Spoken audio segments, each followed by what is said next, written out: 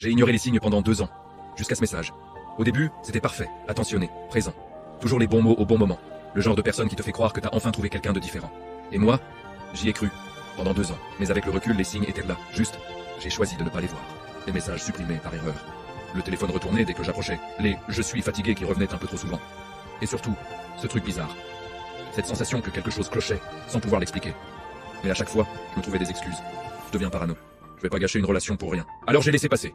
Encore, et encore, jusqu'à ce soir-là. On était sur le canapé, lui à côté de moi, son téléphone posé entre nous. Une notif s'affiche, juste un prénom, que je ne connais pas. Rien de grave en soi, sauf que...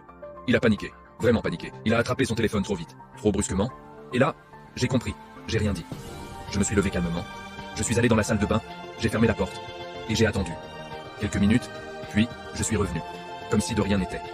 Il était sous la douche, son téléphone, sur la table, déverrouillé, comme si le timing avait été écrit. Je me suis approché, le cœur qui battait trop fort. Et j'ai ouvert la conversation. Ce que j'ai vu, c'était pas juste une discussion. C'était 2 ans de mensonges. Des messages, des photos, des « tu me manques » envoyés pendant que j'étais là, pendant que je lui faisais confiance, pendant que je construisais quelque chose de réel. Avec quelqu'un qui jouait un rôle. J'ai fait défiler, encore, et encore. Chaque message faisait un peu plus mal.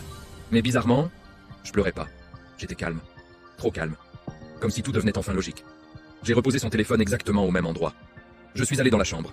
J'ai pris mes affaires essentielles. Pas tout, juste ce qu'il fallait. Et je suis parti sans bruit, sans mots, sans confrontation. Il m'a envoyé des messages toute la nuit.